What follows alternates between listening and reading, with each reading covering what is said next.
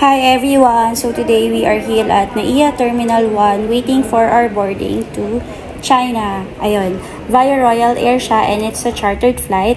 But as of the meantime, hanapin muna natin ang PAGS lounge since medyo matagal pa tayo mag-aantay and nagugutom na rin tayo. So dito free naman siya for certain credit card holders. Puno yung main PAGS dito sa Terminal 1. Buti na lang meron silang extension. So, we were still able to stay there and eat. Ayun. So, our boarding is to Dayong. Yun yung pangalan ng airport nila dun sa Zhangjiajie. That's the particular place na pupuntahan natin. And it's a province in Hunan. So, yung flight namin here is about 3 hours. And hindi naman na-delay yung pag-alis namin. So, smooth naman lahat ng process dito sa Royal Air. And then, eto yung airport nila. Grabe, ang sarap ng simoy ng hangin dito paglapag pa lang namin. And medyo may cool breeze pa siya since hindi pa naman siya summer. Pa-summer pa lang. So, medyo malamig pa siya at that time. Siguro mga 19 degrees nung dumating kami. Although, pa iba-iba siya kasi nga puro bundok. So, minsan may konting init lang, pero malamig pa rin. Minsan naman, medyo malamig talaga. So, sa mga hindi nakakaalam, yung Zhangjiajie is famous for its Hallelujah Mountains or Avatar Mountains or Avatar City kasi at dito inspired yung film na Avatar. If you've watched that film, yun. So, magigets niya siya. Para siyang Pandora. That's what they call it dun sa Avatar na movie. So, our first night is at Enjoy Sleep Hotel. Ayan, 4-star hotel siya and kasama na rin yung breakfast nila. Actually, lahat naman ng hotel or dalawa lang naman yung hotel na inistayan namin. Parehas naman siyang free breakfast. And malalaki yung rooms nila. So, solo ko yung room since solo traveler ako at that time. And I just joined a certain group. And ayan siya. So, kumpleto naman siya. Wala lang bidet para sa mga naghahanap ng bidet dyan. Dala kayong tabo kung gusto nyo. May collapsible naman na nabibili sa Shopee or Lazada. So, hot and cold shower naman siya. Dapat lang kasi grabe yung lamig ng tubig na lumalabas sa gripa dito. And ayan. So, kumpleto naman siya. May sabitan pa ng gamit. And ayan, may initan din siya ng tubig actually, pero wala silang coffee dito. Ang kasama dito, ang nakalagay is tea. Same with the other hotel na next namin i-stayan. So, ayan siya. 'Di ba? Good for 2 na yung bed niya or 3 siguro kung may bata kayong kasama. Yung location ng hotel is nasa city siya. So, kung bumaba ka, marami ka namang makikita and mabibilhan and very maliwanag dun sa labas. Very safe naman yung city na maglakad-lakad. Although, since this is our first night, medyo pagod so hindi ako nakalabas dito sa hotel and we only stayed here for 1 night. The rest is sa second hotel na. And ayun, parang pa-sunrise na siya and ang ganda ng color. It's like color pink and orange kung hindi man ako nagkakamali. So, ayun. So, it's breakfast na, although hindi ko na siya na video. So, here's a view of the city at this place. Ayan siya, diba? Walang ka-traffic. Grabe, ang ganda. So, ayun.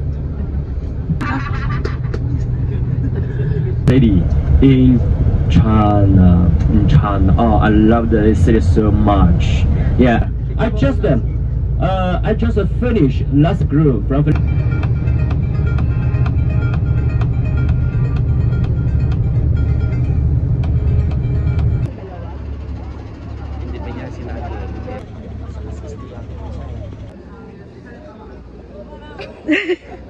Nangangalay. So right now, we are going to ride a boat sa Baofeng Lake. Ito yung entrance niya. More lakad din kasi dito. So pag may pinuntahan ka, hindi mo makikita agad. And sumakay pa pala kami ng shuttle bus going to the lake.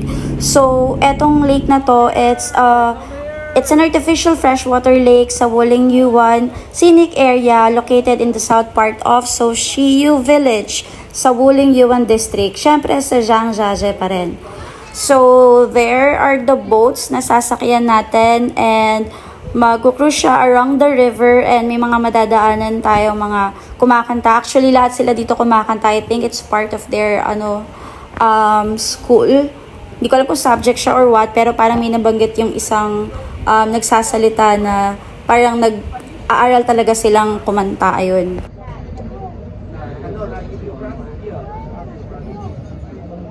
Okay, now we're going to clap for her, okay? 1, 2, 3. Later you can sing love song, but you can.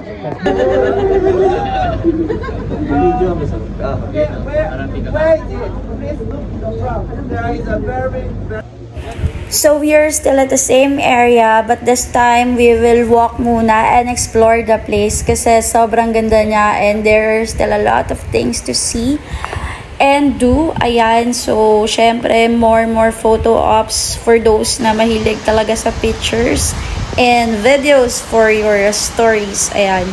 So, ang ganda ng place talaga and grabe. Buti na lang talaga maganda at malamig yung panahon at the time. Medyo maaraw din siya pero kaya naman. Ayan, hindi ka naman pagpapawisan and fresh ka pa rin. And now, for the exciting part, ito talaga yung pinaka-pinupuntahan ng mga tao dito. It's the Hallelujah Mountains or ang tawag talaga sa kanya before is Zhangjiajie National Forest Park. However, since naging famous nga yung Hallelujah Mountains from the movie Avatar, ayan, so pinalitan na nila ng pangalan para madaling matandaan and makita. But actually, hindi siya floating mountain like in Pandora ha. So, hindi lang siya lumulutang pero dito inspired yung mga mountain dito sa movie na to. And grabe, ang ganda niya, hindi kayang i-justify ng mga photos and videos yung ganda ng place. Iba talaga pag nandun ka mismo sa area. Sobrang ganda talaga niya, guys. Tapos ayan, kung makikita nyo, elevator yung nasa mountain na nakadikit. So, nag-elevator din kami paakyat and pababa on this particular mountain. And grabe ang galing kasi imagine, dati parang iniisip ko lang pag umakit ako ng bundok na sana naka-elevator ako. Pero ayan, natupad siya dito sa Zhangjiajie. So meron pa pala talagang ganun. And hindi lang yun, actually, marami pa silang ibang means to go up and down the mountain na talaga namang maa-amaze ka. Bukod sa ganda niya sa taas, hindi ka pa ganun mahihirapan mag-trek or mag-hike since ayun, marami nga silang ways of doing that, hindi lang sa elevator. Ngayon naman, we are heading to a 5-star restaurant. So, mag-hotpot tayo na buffet. And actually, isa to sa pinaka-okay na meal na nakainan namin since, ayun nga, marami siyang option. And may mga desserts din siya since buffet siya. Ayun, so nasa loob-loob pa siya and hindi ko lang maalala kung ano yung name niya. Actually, wala kaming kinainan dito na naaalala ko yung pangalan kasi naka-Chinese character siya and kung may English naman is mahirap din siyang tandaan. So, here's the dessert area. Tapos, ayan. So, marami naman siyang option na meat and actually marami ring seafood option na pwede mong ilagay dun sa hotpot mo.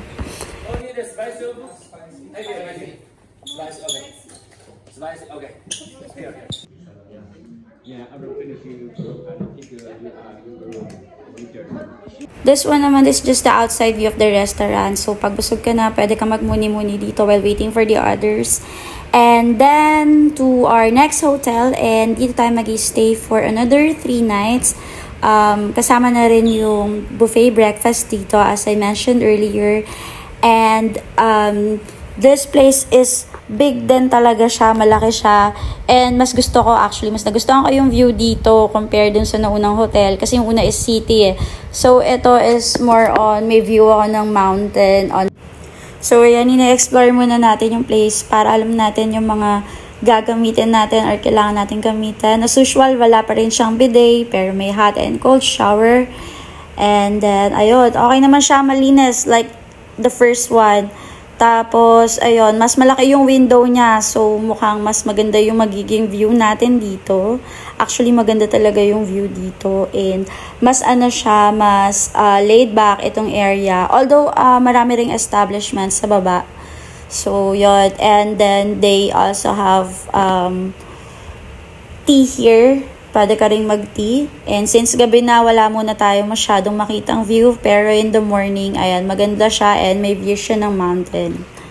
So, ang favorite area ko dito sa room is itong part na may kurtina. Dahil nandito yung view and nakakatuwa na mag-on and off ng curtain na nandun lang sa gilid ng bed. Ayun. And pwede ka rin manood dito, although di na ako nanood since nakakapagod. So, ayan na. Naglaro na naman ako since may view na sa labas. So, ayan. Let's see. Sobrang payapa ng paligid. And since maaga pa siya, wala pa masyadong sasakyan na dumadaan. Actually, wala talaga. No? Wala kayong nakikita. Yung mga nandun is nakapark. And grabe ang ayos ng parking nila. No? Sana ganun din dito sa atin. Now, we are here at Toja Folk Village. So, makikita natin yung tradition nila and kung anong meron during the ancient time. So, Toja pala yung tawag sa mga taong nakatira dito sa Zhangjiajie. Pero meron din sa ibang province. So, parang dito lang sa atin, di ba?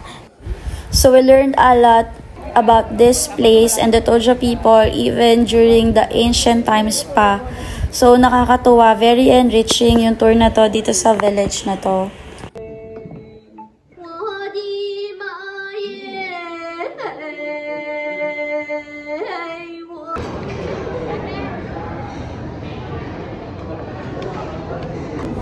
So our next spot would be the Tianmen Mountain Cave. It is located on a cliff above 1,300 meters above sea level. Grabe. Sumakay kami sa cable car to go to that mountain and ilang mountain yata yung tinawid namin. And the cable car ride was around 30 minutes I guess. And grabe, sobrang nakakakaba. Sobrang breathtaking din. Pero madaming kaba moments kasi may part doon na talagang ang taas-taas nyo na and makikita mo lahat yung nakakalulang part. Pero dun sa pinakamataas, ang ganda niya kasi makikita mo yung buong city ng Zhangjiajie.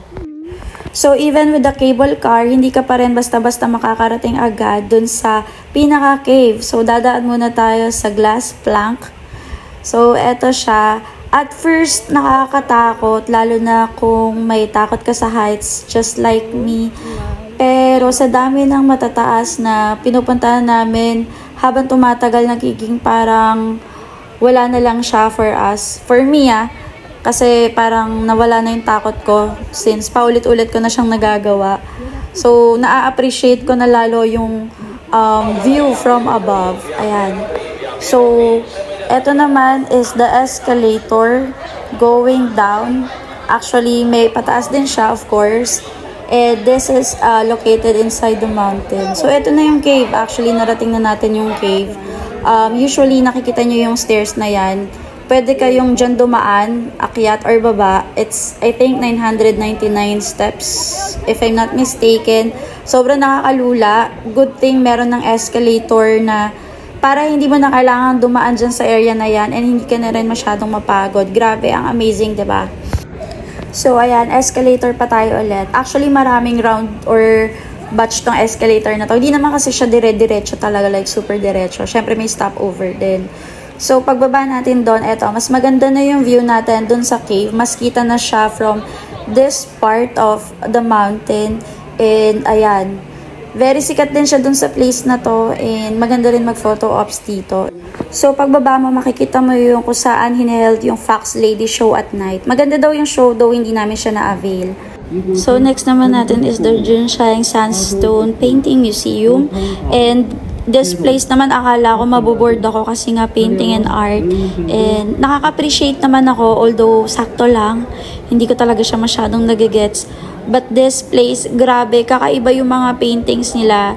Although hindi ko siya mapapakita talaga ng malapit sa inyo, pero ang ganda ng pagkakagawa. It's made of sandstone and other materials na hindi pangkaraniwan na ginagamit. Our water were made for stone powder. We got colorful stone from. We also got a chance to get a free massage here, and then next is sa lunch na namin. Parang tourist area na tong place na to, pero restaurant lang siya, and ang laki niya. So kakaiba yung way nila dito. Bago ka makapasok, kailangan may apat sa amin na uminom ng drinks nila because it's part of their tradition. So ayan, nag-enjoy naman sila. And next attraction naman is Famous Dead here in Zhangjiajie because it's the number 1 glass bridge that was opened in 2016, and it's 300 meters pala. Ayun. So, marami ding nagpupunta dito, pero at the time, at least, tama lang naman siya. We still have time for photo ops and videos. Ayun, at first din nakakalula, lalo na sa bandang gitna, kasi doon talaga siya malalim. So, doon talaga nakakalula. Nakakalula lang siya actually sa unang tapak mo. Pero as you go along the way, ayan, mabilis na siya. I mean, mabilis ka nang makakatawid and kakayanin mo na. And you got that beautiful view. And that is the elevator as well, yung nakikita nyo. So, ayan. So, ito, tayo tapang-tapangan. And actually, habang tumatagal nga, hindi na siya nakakatakot. Especially, hindi naman siya ganun ka linaw or kaliwanag dito sa part na to. Kaya carry lang and walang katakot-takot natin siyang nilakad. So here's another glass plank na dadaanan natin going to the other side. Sa isang part dito sa mountain na to, since we are going to watch in VR. Although syempre hindi ko siya mapapakita since VR nga siya, pero ito yung area na yon. So mabilis lang naman yung pila and mabilis lang kaming nakapasok. So, another must-see attraction when in Zhangjiajie is the Yellow Dragon Cave. So, eto tayo, lalakad na naman ng medyo mahaba pero carry pa din. So, this is me feeling tour guide at nauna na ako sa pila. Anyway, lalakad muna tayo sa cave and sobrang lamig dito sa loob. As in, ang sarap dito sa loob. And dry naman dito sa area na to. Pero later on, we are going to have our boat ride. Yun talaga yung medyo magtatagal tayo. Not naman so matagal, pero yun talaga yung mag-iikot sa atin dun sa buong cave. And wala namang bat sa loob, so carry lang. Isa sa paborito kong lugar dito is itong 72 odd building or strange building dito sa Zhangjiajie. Ang ganda kasi sa loob, para kang nasa isang movie dun sa place na yon. Hindi pa matao at the time since maaga siya, I guess, and I'm sure na mas maganda dito sa gabi kasi one time nadaanan namin siya sa gabi and sobrang liwanag niya. Ang ganda niyang tignan at night. Anyway, maganda pa rin naman siya at this time, and may mga shops dito and may mga bilihan din ng food and snacks. It's really hard to leave this place kasi sobrang ganda. There are still a lot of things to see and share pero hindi ko na naisama. But guys, this place is a must visit. Bye guys!